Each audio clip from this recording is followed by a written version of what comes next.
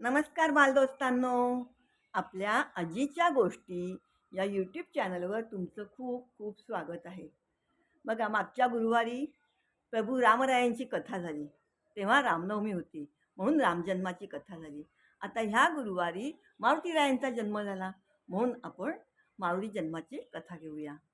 तर मारुतीरायांचा जन्म कसा झाला हे मी आज तुम्हाला सांगते. तर काय झालं, राजा दशरथ ह्याला मुलगा नव्हता.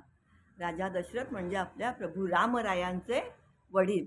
तर त्यांना मुलगा नव्हता. बरेच जण त्यांना निपुत्रिक बोलतात, पण निपुत्रिक म्हणजे त्यांना पुत्र नव्हता, पण ते अपत्यहीन होते असं नाही.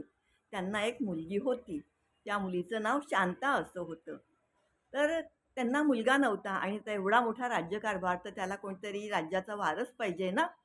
कोणीतरी चांगला बलवान मस्त कडक पुरुष पाहिजे ना, म्हणून त्यांचे प्रयत्न चालले होते की आपल्याला मुलगा कसा होईल, काही देवाला नवस सायास करून होईल का, काही औषधानी वगैरे होईल. म्हणून ते त्यांच्याकडे येणाऱ्या ऋषीमुनींना विचारायचे की काय करू, कसा उपाय करू वगैरे ते विचारायचे. तर त्यातल्या एका ऋषींनी राजा दशरथाला सांगितलं की राजा, तू असं कर, अ, एक पुत्र कामेष्टी यज्ञ कर, त्याच्यामुळे तुला पुत्र होईल. बाळांनो, आपल्याकडे बरेच यज्ञ आहेत. राजसूय यज्ञ, त्याच्यानंतर अश्वमेध यज्ञ, आणखीनही बरेच आहेत.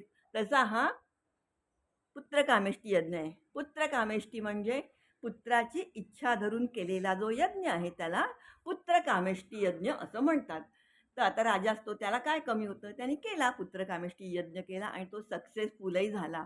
त्याचा यज्ञ सक्सेसफुल झाला.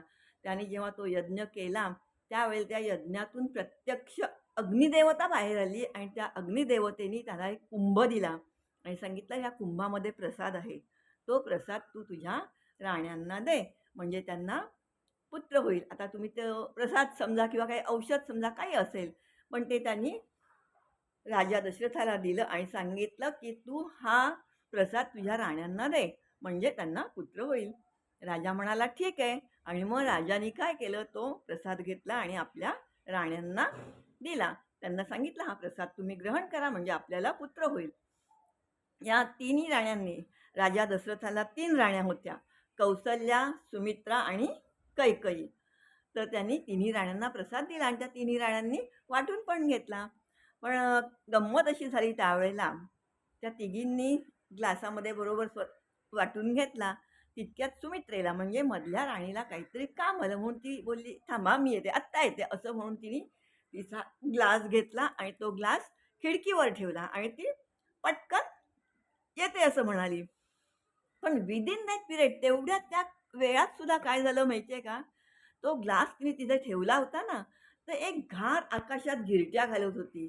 त्या घारीने जी झुपकन अशी ही मारली, सूर मारला आणि आली आणि तिने तो ग्लास पायात धरला आणि ती आकाशात उडून पण गेली. आता काय करणार? आता त्या घारीच्या पाठीमागे कुठे जाणार? ती घार गेली जंगलात कुठेतरी उडून. आता हिच्या हिच्या प्रसादाचं काय? मग शेवटी कौसल्यानी आणि कैकईने काय केलं, आपल्यातला दोघीतला जो प्रसाद होता तो अजून एक पेला मागवला आणि त्या पेल्यामध्ये दोघींनी थोडा थोडा प्रसाद घातला आणि तो सुमित्रेला दिला. सुमित्रेला पण सांगितलं, घे चल तू पण घे हा प्रसाद, असं म्हणून तिला तो प्रसाद त्यांनी दिला. मग काय झालं, त्याचा परिणाम म्हणून कौसल्याला राम झाला, कैकईला भरत झाला आणि सुमित्रेने 2 ग्लासातला तो प्रसाद घेतला, तर तिला 2 मुलं झाली, लक्ष्मण आणि शत्रुघ्न, हे सुमित्रेचे. आता इथे ह्या प्रसादाचा परिणाम झाला, ह्यांना बाळं झाली, मुलगे झाले. पण घारीनी जो प्रसाद नेला त्याचं काय झालं? तर घारीनी जो प्रसाद नेला तो ती जंगलात घेऊन गेली, उडून गेली आणि त्यावेळेला जंगलामध्ये तिथे आपली अंजनी माता म्हणजे मारुतीरायांची आई, ती पण तप करत होती. ती भगवान शंकरांना विनंती करत होती, माझ्या पोटी तुम्ही या, मला चांगला पुत्र हवाय, मस्त बलदंड असा पुत्र हवाय, म्हणून ती पण प्रार्थना करत होती देवाची. आणि त्या घारीनी आकाशातून जाता जाता तो पेला जो सोडला, तो बरोबर तिच्या ओंजळीत जाऊन पडला, तिच्या पदरात जाऊन पडला तिच्या. तिला कळेच ना की अरे हे काय असं अचानक. आणि ती वर बघते तर काय, ती घार कशाला थांबते, तिच्या हातातून तिच्या पायातून तो पेला सुटला आणि ती निघून पण गेली. वर आकाशात कोणी ना, अशी काही जादू होईल का, आकाशातून काय पेला पडेल का? तर तिला काही कळलंच नाही हा पेला कसा आपल्या पदरात पडला ते. तर पण तिने ते बघितलं हा काहीतरी प्रसाद आहे, खाद्यपदार्थ आहे. तिला समजलं तर तिने काय केलं, तो प्रसाद ग्रहण केला. देवाचा प्रसाद समजून तो तिने ग्रहण केला आणि तिथे तिला मारुती झाला. मारुती हा पहाटे झालाय. मारुतीचा जन्म पहाटेचा आहे. तर त्यावेळेला काय झालं, मारुती जन्माला आला, पण मारुतीला खूप भूक लागली होती आणि त्याने आकाशात बघितलं तर अरे, काहीतरी दिसतंय सुंदर लाल लाल तांबूस असा गोळा, ऑरेंज कलरचा गोळा. बाळांनो, तो सूर्य होता. पहाटेचा सूर्योदय कधीतरी तुम्ही उठून बघा मुद्दाम. सूर्य किती छान दिसतो ते. पहाटेचा सूर्य आणि संध्याकाळचा सूर्य आपण उघड्या डोळ्यांनी बघू शकतो. मधला सूर्य नाही बघू शकत. त्याची किरणं फार तीव्र असतात, तेज असतात, तर ते आपण नाही बघू शकत. पण हा सूर्य बघू शकतो. तर तो सूर्य ह्याने बघितला आणि याला वाटलं हे काय फळ आहे की काय? आणि असं म्हणते खावं म्हणून मारुतीने जे उड्डाण केलं डायरेक्ट सूर्यावरती. अरे बापरे! आता काय करणार? सगळीकडे हरकंप माजला. हे बाळ काय करतं?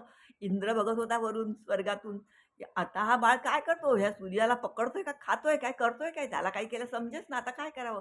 आणि गडबडीमध्ये इंद्राने काय केलं माहिती आपलं वज्र होतं जवळ. वज्र म्हणजे त्याचं हत्यार. इंद्राच्या हत्याराला वज्र असं म्हणतात. तर ते वज्र घेतलं आणि ते त्या बाळावर फेकलं. फेकलं तर काय झालं? ते वज्र येऊन आपल्या मावतीरायांच्या हनुवटीलाच लागलं.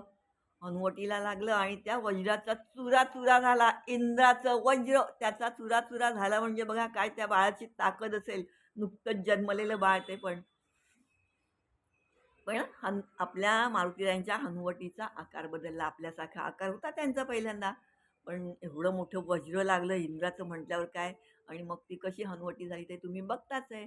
त्याच्यामुळे मारुतीरायांना हनुमान असंही नाव पडलं. हां. पण ते वज्र त्याचा चुरा-चुरा झाला, पण बाळांनो अजून काय झालं माहिती आहे का?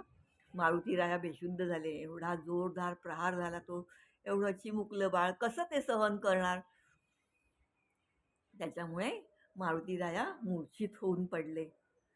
आणि झालं आणि ही गोष्ट मारुतीरायाच्या वडिलांना म्हणजे पवन यांना कळली. पवन म्हणजे वारा.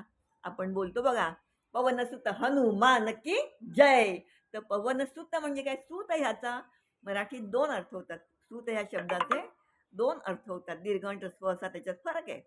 तर एका सुताचा अर्थ होतो मुलगा आणि दुसऱ्या स्तुतीचा अर्थ होतो दोरा किंवा धागा. असे एका शब्दाचे 2 अर्थ आहेत. तर इथे पवनसुत म्हणजे वाऱ्याचा जो मुलगा आहे तो पवनसुत हनुमान की जय. तर त्या पवनाला राग येतो की माझ्या एवढ्याशा बाळाला असं वज्र फेकून मारलं, तो मूर्छित झाला. आता तुम्हालाही कोणी मारलं उगाचच एवढा छोटं असताना तर तुमच्याही पप्पांना राग येणार की नाही? कुणाच्याही आई-वडिलांना राग येणार साहजिकच आहे. चिडले ते. ह्या इंद्राला काही कळत नाही का? असं मारतात का? त्यांचा राग योग्यच होता. त्यांनी शिक्षा म्हणून काय केलं माहिती आहे? माझ्या बाळाला मारलं काय? गेले स्वतःच्या गुहेत ते म्हणजे जंगलातच राहत होते ना, डोंगरदऱ्यात का तिथे गेले आणि दरवाजा बंद करून घेतला. जा मी आता बाहेरच येणार नाही. पवन म्हणजे हवा. हवेवर आपण सगळेजण जगतो. आता हवाच नाही म्हटलं तर जगणार कसं कोण? हवा कोणाला नको आहे? हवा सगळ्यांनाच हवे. प्राणी, पक्षी, मनुष्य सगळ्यांना हवा हवे. झालंय सगळी पृथ्वी लागली तडफडायला. आपले जे जीव आहेत, वनचर आपण सगळे जे त्यावेळेला होते पृथ्वीवरचे जीव, त्यांचा जीव कासावीस व्हायला लागला. हवा नाही, ऑक्सिजन नाही, जगायचं कसं? बाळांनो, माणूस अन्नाविना काही दिवस जगू शकतो. पाण्याविना काही तास जगू शकतो. पण हवेविना आपण जगू शकत नाही आणि तीच स्थिती झाली. हाहाकार माजला. अरे काय? पवनदेव रागवले, पवनदेव रागवले. मग सगळे देव इथे हनुमानाच्या द्वारापाशी आले. त्या पवनदेवांची विनवणी केली. चुकी झाली, चुकला हा आपला इंद्र. पण त्यांनी पण गडबडीमध्ये, हडबडीमध्ये ते मारलं. तुम्ही माफ करा, आम्हाला माफ करा. त्यांची माफी मागितली आणि मग पवनांनी दार उघडलं आणि मग सगळ्यांना श्वास घेता यायला लागला. तर बाळांनो, कशी वाटली आजची ही मारुतीरायांची गोष्ट? गोष्ट आवडली असेल तर लाईक करा, शेअर करा आणि सबस्क्राईब करा. पुढच्या शनिवारी आपण पुन्हा एक नवीन गोष्ट घेऊया. तर पुढच्या गोष्टीपर्यंत जय श्रीराम.